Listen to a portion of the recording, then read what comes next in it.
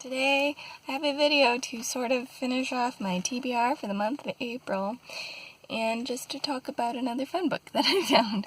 So, what do we have to talk about today?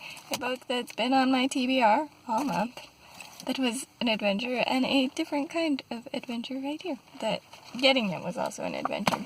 So, let's start by finishing off my TBR for the month. This is the last book I will be reading from my TBR. If you've been paying attention at all to my TBR tracker, you know that technically I have 2 more from this month that I did not read. However, we have 2 days left, and we have Asian Readathon coming up, so I just moved those 2 to the Asian Readathon. That video will be coming soon where I talk about that TBR. But just as a heads up, if you happen to watch the April one and are like, well, why didn't we get those 2? Why didn't you finish those 2? That's why. However, the one that I do have today is a faux love story, or technically a pho love story, but I assume the title was meant to be a play on the traditional, i.e. American pronunciation of it as faux, which then plays off of like faux, like the French word faux for fake. So I assume even though it's not like a pretend dating story or anything like that, so maybe that actually wasn't what she was going for, and she really did just want to use the actual correct Vietnamese pronunciation. What do I know? But anyways, this book. I really wanted to like this book, but I had such a hard time of it. I don't know entirely what it was. I'm sure some of it's just my own personal issues. Like, this is the first Vietnamese book I've ever read, at least that I can remember offhand. And so that aspect, really cool. However, the way that the Vietnamese was used in the book was a little frustrating for me. There would be like Vietnamese sentences and stuff, and sometimes you'd get a sort of translation afterwards, and sometimes you wouldn't. And I mean, I don't actually speak Vietnamese, so maybe none of them were ever actually a translation. But like context-wise, I wasn't always picking up on what exactly they were trying to say in Vietnamese. There were a couple times where it seemed like it was playing off of like a Vietnamese idiom, that unless you knew that idiom, even with the sort of translation of it, it was still like, what? So that's my bad for not speaking Vietnamese. I'm sure that if you were like someone who actually spoke Vietnamese, it would be really refreshing, because I know it can be frustrating when a translation or a story is being translated to another language and kind of then has 2 audiences from that.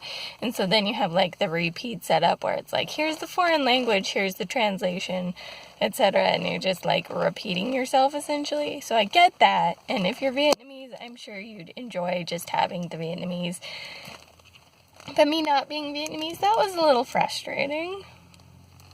Also, I did the same thing with this one that I did at the start of The Thing About Hating You, where the chapters are very kindly labeled with which character is narrating a chapter, and multiple times I neglected reading that and got confused, which in this one was even worse because I don't know if it was in part that the characters just had too similar of a voice, but they definitely had too similar of a background, because both of the characters work in a restaurant. They both have their mom and dad that they call by the same terms, which, I mean, most people probably just call their parents mom and dad here, so I'm not saying that's a flaw necessarily, but just it got confusing for me on multiple occasions because of details like that.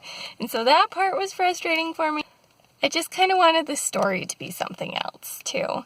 Bao, our boy, he meets one of Lynn, who's the girl, friends named Allie, and I just wanted it to be a Bao and Allie romance. Like, their first interaction, I was like, oh, this totally feels like the setup for a romance.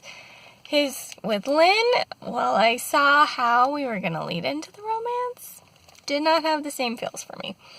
I thought he had much more interesting chemistry with Allie. Maybe that's just me.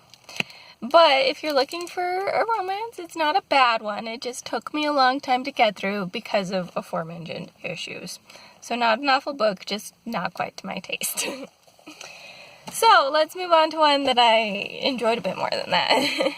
This is The Nightmare Gnomes of Neary Heights. I love the alliterative title. It's so silly. It's a very short little thing. I don't know who this Michael Dahl person is who's presenting these scary stories, but I enjoyed this one.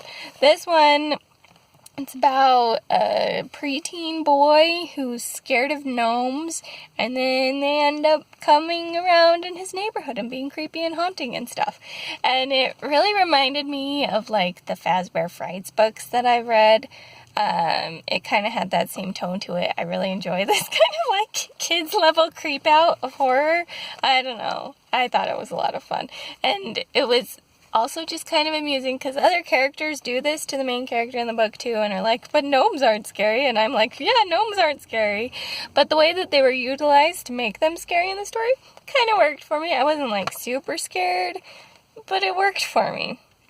Also, one other thing that I wanted to talk about with this is at the end, we've also got this section where it's talk about it and write about it. So it's like encouraging kids to have discussions even about just fun stories and not like the deep, here's the classic literature stuff that we have to discuss. But also the write about it is fun because it's essentially encouraging the kids to write like fan fiction of a book.